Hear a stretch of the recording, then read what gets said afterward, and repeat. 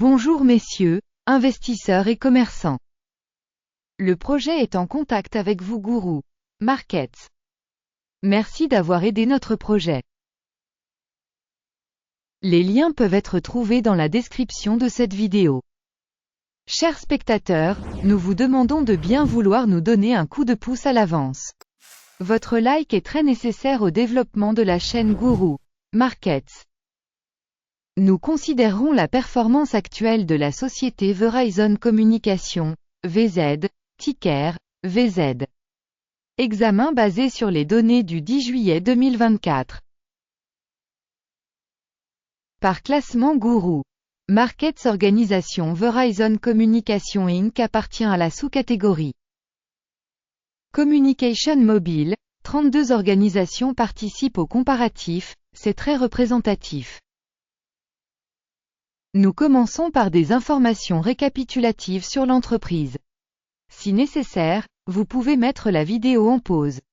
Vous pouvez examiner plus attentivement chaque paramètre de l'organisation étudiée.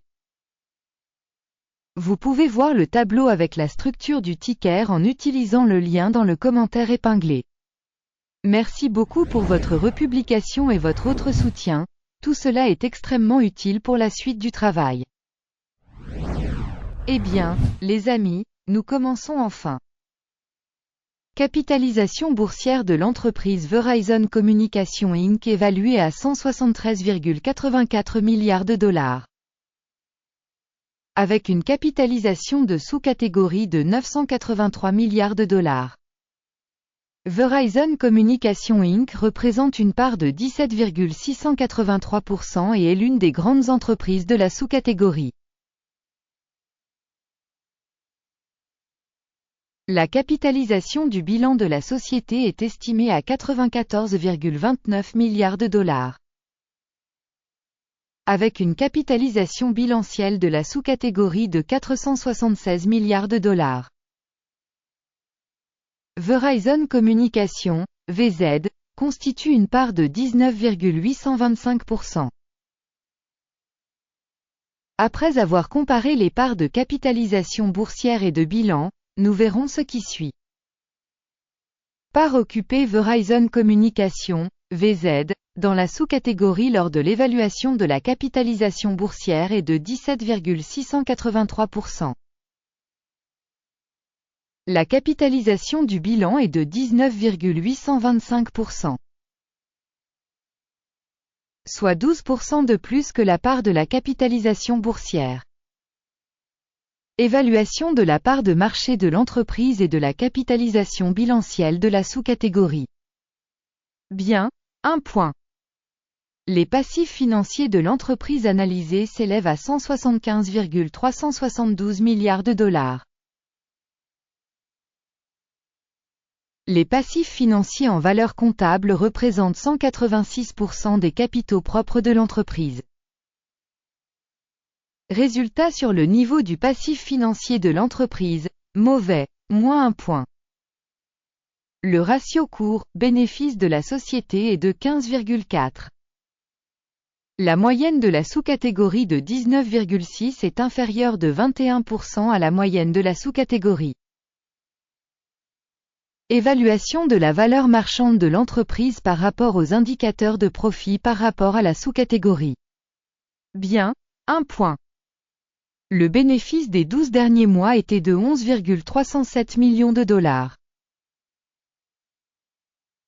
Le bénéfice projeté pour les 12 prochains mois sera provisoirement de 16 182. C'est 43,1% de plus que le chiffre actuel. Évaluation des bénéfices futurs projetés par rapport aux entreprises de la sous-catégorie. Bon, 0,5 points.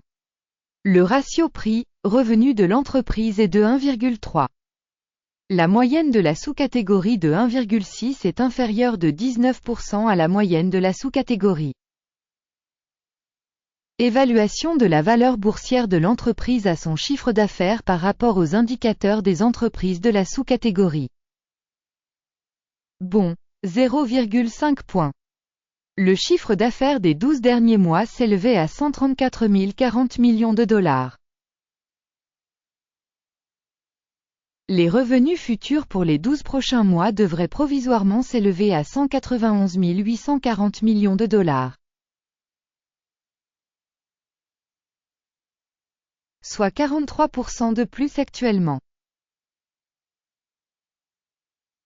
Une évaluation de l'indicateur de revenus futurs projeté par rapport aux indicateurs de la sous-catégorie. Bon, 0,5 points. Si vous êtes intéressé par nos analyses. Alors dans ce cas, veuillez vous abonner à nos analyses et cliquer sur la cloche. La marge commerciale est de 8,4%, avec une moyenne pour la sous-catégorie de 8,3%. La différence entre la moyenne de la sous-catégorie et la performance de l'entreprise est de 0,2%. Évaluation de la marginalité par rapport aux indicateurs de la sous-catégorie. Bon, 0,5 points. La part de l'entreprise en termes de nombre d'employés dans la sous-catégorie est de 12,143%. Soit 46% de moins que la part de la capitalisation boursière. Et ce fait reflète le déséquilibre du prix d'échange de l'entreprise Verizon Communications, VZ, très probablement vers une réévaluation. Le montant du capital par employé de l'organisation est de 1 649 000 $. Et dans la sous-catégorie il y a 1 133 000 $. La différence entre la moyenne de la sous-catégorie et la performance de l'organisation est de 45,5%. Estimation du capital marchand de l'entreprise par salarié par rapport aux indicateurs de la sous-catégorie. Tolérable, 0 points.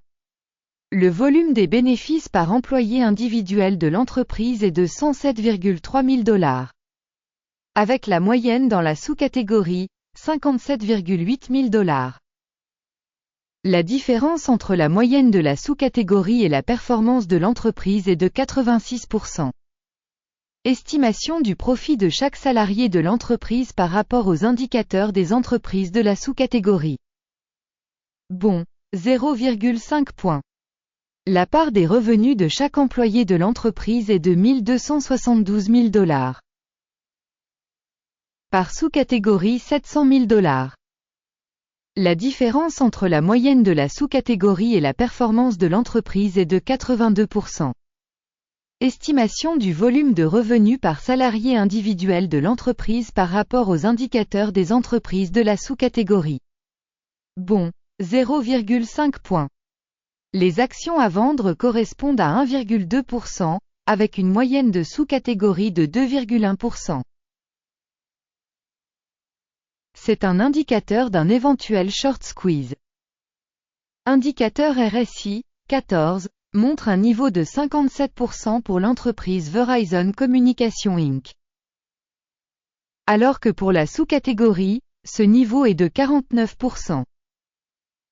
Potentiellement, les actions de la sous-catégorie sont valorisées à un niveau inférieur à celle de Verizon Communications, VZ. Comparez la dynamique du cours des actions d'une entreprise Verizon Communications, VZ, et partage de sous-catégories. On constate que sur 12 mois le stock Verizon Communications, VZ, a montré un changement de 15%. Contre les changements de prix dans la sous-catégorie 0,2%. Cela ne dit rien de définitif, mais nous devons prendre ce fait en compte. Avant d'afficher le score total, nous vous prions de bien vouloir le demander. Laissez une note boursière Verizon Communications, VZ, dans les commentaires de cette vidéo. Nous surveillons tous les commentaires et essayons très fort de répondre à presque tous les commentaires. Vos réponses dans les commentaires aident grandement à faire passer le mot gourou. Markets. Le résultat global est 4 points sur 10. Note moyenne pour la sous-catégorie, moins 0,1 point.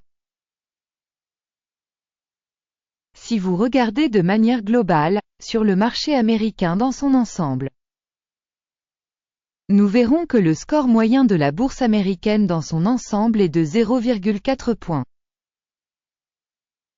Par rapport à la note de 4 points de l'entreprise Verizon Communications Inc. Regardons le tableau de commande qui est à votre disposition, le lien est dans le commentaire épinglé. Le tableau des commandes contient toutes les décisions du référentiel de valorisation des stocks Guru Markets. L'accès au tableau de commande est absolument gratuit et gratuit, lien dans le commentaire épinglé. À la suite de l'évaluation Verizon Communications, VZ. Système d'information sur la valorisation des actions Guru Markets. La décision suivante est prise. N'ouvrez pas de marché en raison du fait que Verizon Communications Inc., société de sous-catégorie surévaluée. Merci à tous d'avoir regardé cette vidéo et d'avoir utilisé le système d'aide Guru Markets. Vous êtes le meilleur public de la planète entière.